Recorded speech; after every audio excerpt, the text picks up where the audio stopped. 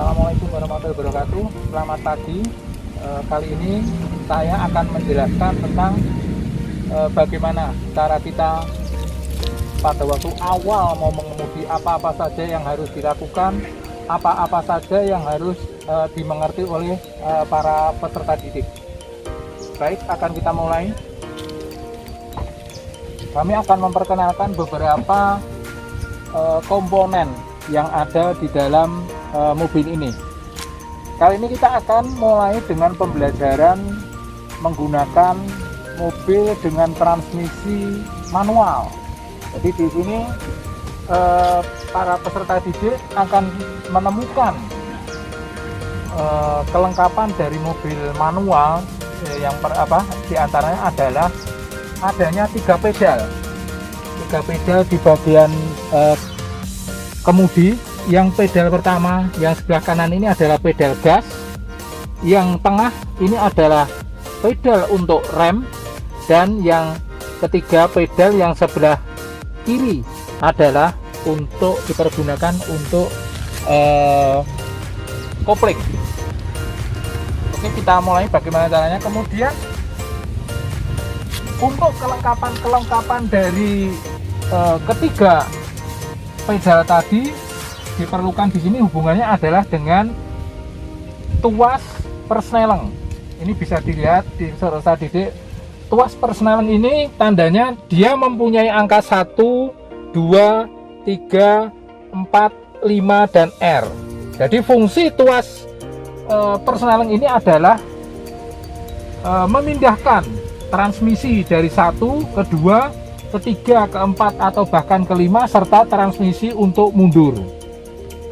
Ini untuk apa pengoperasiannya. Akan saya perkenalkan lagi beberapa komponen atau beberapa peralatan yang ada di dalam mobil manual ini.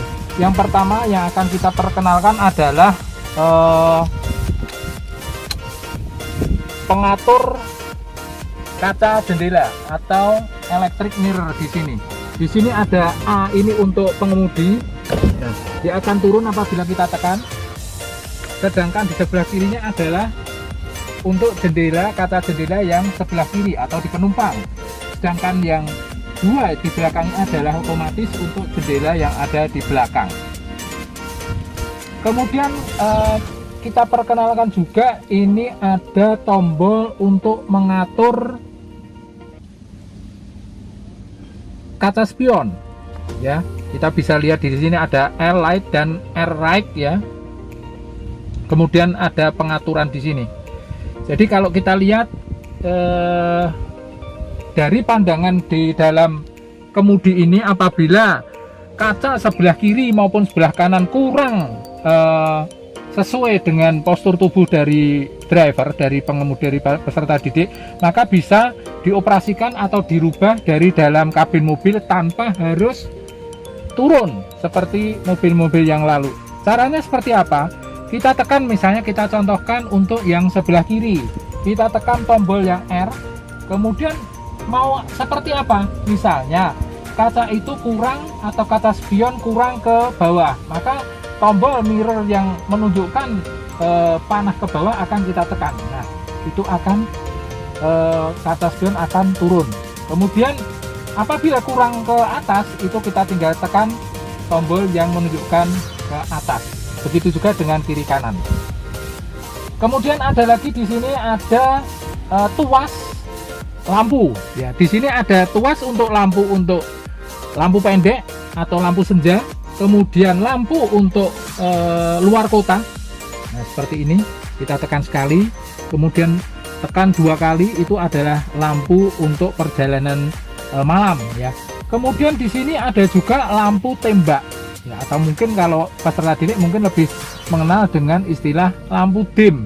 Ini cukup dengan kita angkat ke atas atau ke dalam seperti ini, maka lampu akan menyorot lebih tajam. Di samping kegunaan untuk itu, tuas yang di sebelah kanan ini itu juga berfungsi apabila kita mau belok ke kiri maupun ke kanan atau mengatur lampu sen. Dengan cara seperti apa?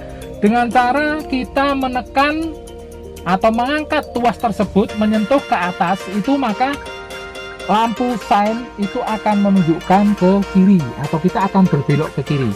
Begitu juga kalau tuas ini akan kita tekan ke bawah, otomatis akan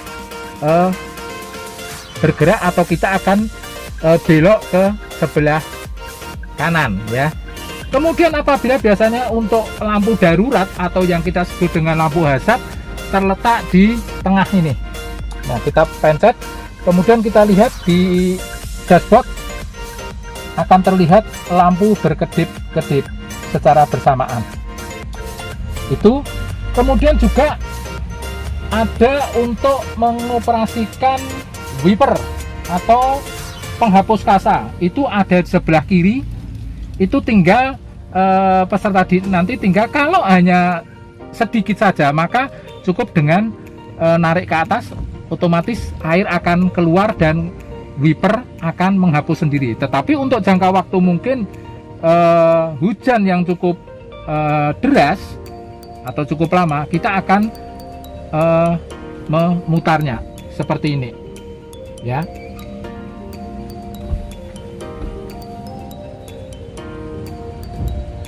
Nah, kita tarik ke atas, maka otomatis dia akan bergerak sesuai dengan kemauan kita, atau ke bawah satu kali itu dia akan bergerak lambat, kemudian ke bawah lagi satu kali dia akan lebih cepat lagi. Ketiga itu kalau kita menemukan jalan dalam keadaan berkabut ya. Kemudian kalau kita putar tuas ini ke arah depan, maka wiper yang di belakang, di kaca belakang itu akan berputar. Oke, cukup jelas. Kita akan mulai bagaimana cara mengoperasikan kendaraan ini. Yang perlu peserta didik ketahui bahwa untuk keselamatan kita harus selalu menggunakan sabuk pengaman. Nah, sabuk pengaman yang kita punyai. Cara penggunaan adalah dengan menarik tali sabuk pengaman ini, kemudian kita masukkan ke dalam kunci pengunci dari sabuk pengaman sampai berbunyi klik. Nah, seperti itu. Gunanya untuk apa? Apabila tombol atau pengunci dari sabuk pengaman sudah berbunyi klik, otomatis sabuk pengaman tersebut sudah dalam posisi benar atau posisi on. Sehingga apabila terjadi benturan, pengemudi maupun penumpang yang menggunakan sabuk pengaman itu tidak akan terlempar ke depan atau menghantam dari dashboard. Satu lagi yang harus peserta didik ketahui bahwa mobil yang sekarang ini sudah dilengkapi dengan sistem airbag. Fungsinya apa sih airbag itu? Fungsi dari airbag ini apabila mobil itu terjadi benturan dari arah depan, maka otomatis airbag atau peserta didik sering melihat itu bantalan putih ya, kayak seperti bantal itu, dia akan mengembang sehingga mencegah kepala dari benturan itu. Dan juga yang untuk keselamatan berikutnya yang peserta didik akan melihat ini adalah sandaran, bahwa fungsi sandaran di sini ini sebetulnya bukan untuk untuk aksesoris saja, melainkan ini yang disebut headrest itu adalah menahan kepala apabila terjadi benturan agar tidak tulang leher ini tidak patah karena terdorong ke belakang. Itu salah satu fungsi dari headrest. Kemudian bagaimana sih cara kita mau berjalan pada waktu pertama kali kita mau mengemudi? Baik, sebelum ke sana kita akan melihat dulu posisi dari pengemudi atau driver. Yang baik adalah posisi selalu dalam kondisi tegak. Nah, ini tegak ya. Kemudian kita tetap bersandar, rileks. Tangan, pergelangan tangan harus diukur sesuai dengan kemudi. Caranya seperti apa? Caranya adalah dengan cara tangan kita luruskan ke depan ya. Kemudian kita tempelkan setir. Ya, setir seperti ini. Pergelangan tangan harus menyentuh di setir. Jadi tidak boleh melewati seperti ini atau bahkan terlalu ke belakang. Itu tidak baik bagi pengemudi. Satu itu. Yang kemudian untuk mengatur dari kursi driver ini, kita akan ditemukan di sini adalah pengatur sandaran. Ini adalah pengatur sandaran. Ini berfungsi untuk tingkat kemiringan dari punggung pengemudi. Ini bisa kita lihat. Nah, kalau terlalu maju, ini bisa kita tekan ke belakang, ataupun kalau kurang tegak, itu bisa kita tarik ke atas. Tuh. Kemudian juga kalau seandainya posisi pengemudi ini untuk mencapai pengemudi ini kurang maju, itu ada tuas di bawah jok ini, bisa kita tarik, kemudian kita sesuaikan dengan kondisi tubuh kita, ya, bisa maju maupun bisa mundur, ya. Jangan lupa kemudian juga diikuti dengan proses pergelangan tangan seperti tadi, ya. Kemudian bagaimana cara menghidupkan kendaraan yang benar? Itu adalah yang pertama, kita masukkan kunci kendaraan tersebut pada hostnya, ya, kita masukkan. Nah, kemudian kita tekan sekali dulu. Kita lihat indikator semua menyala, baik itu indikator untuk mesin, ya, oli mesin, kemudian untuk pengapian, kemudian untuk baterai, posisi pintu, kemudian juga kemudi, dan juga posisi rem tangan atau handrem, itu semua hidup, sampai kedipan yang ada pada waktu kita menghidupkan pertama kali, itu kedipannya sampai hilang. Nah, ini masih berkedip, kemudian akan mati sebagian. Nah, akan mati, baru mesin bisa kita hidupkan dengan satu sentuhan ke depan. Oke, mesin sudah hidup, ya. Tugas kita adalah seperti apa? Sampai mobil ini bisa bergerak itu seperti apa? Oke, peserta didik, posisi kaki harus menginjak rem, ya, jadi posisi kaki kanan menginjak rem, kemudian posisi kaki kiri menginjak kopling, ya.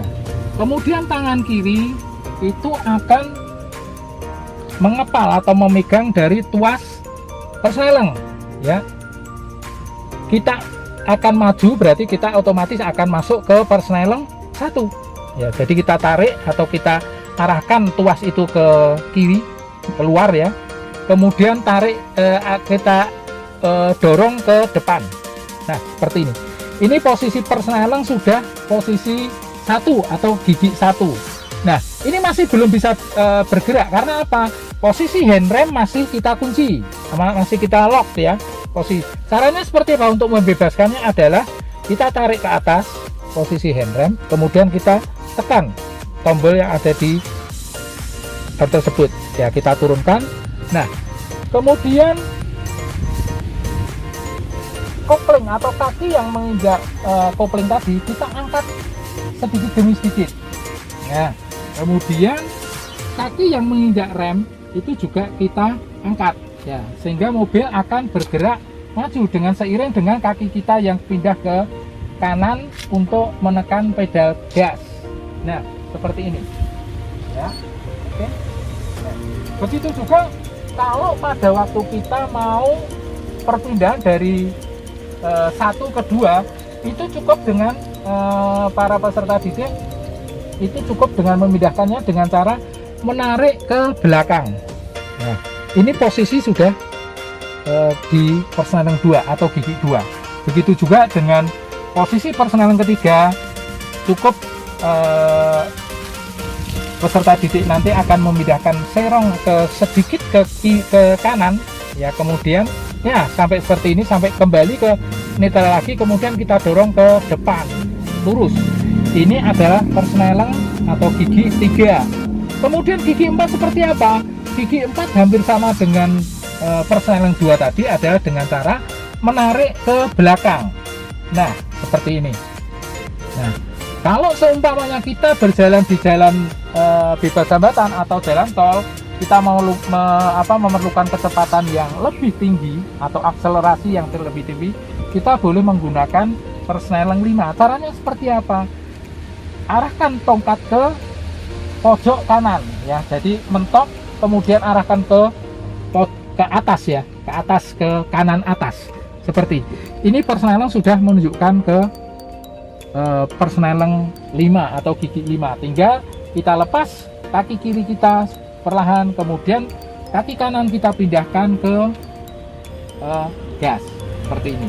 Oke, dari sini jelas ya, ini untuk prosedur maju. Kemudian gimana Pak kalau seandainya kita mau mundur? Gampang, dari posisi 5 kita bisa, dari posisi persneleng atau gigi berapapun kita bisa langsung mundur. Dengan cara seperti apa? Arahkan tuas ini ke posisi netral, yaitu di tengah. Nah seperti ini posisi netral. Jadi persneleng digerakkan kenapapun bebas dan mobil tidak akan maju maupun tidak akan mundur. Kemudian arahkan tuas persneleng ini mentok ke kanan, tarik ke belakang. Nah ini mobil akan bergerak mundur. Nah seperti itu. Kemudian kalau kita selesai menggunakan mobil jalan, kemudian kita mau parkir atau kita mau istirahat, jangan lupa persneleng selalu kembalikan ke netral seperti ini. Kemudian tarik tuas handrem ya, dan jangan lupa sekali lagi matikan mesin. Oke, kali ini pembelajaran untuk pertama kali cara kita menggunakan mobil cukup. Kita akan bertemu di lain kesempatan dengan pembelajaran yang berbeda juga. Terima kasih. Wassalamualaikum warahmatullahi wabarakatuh.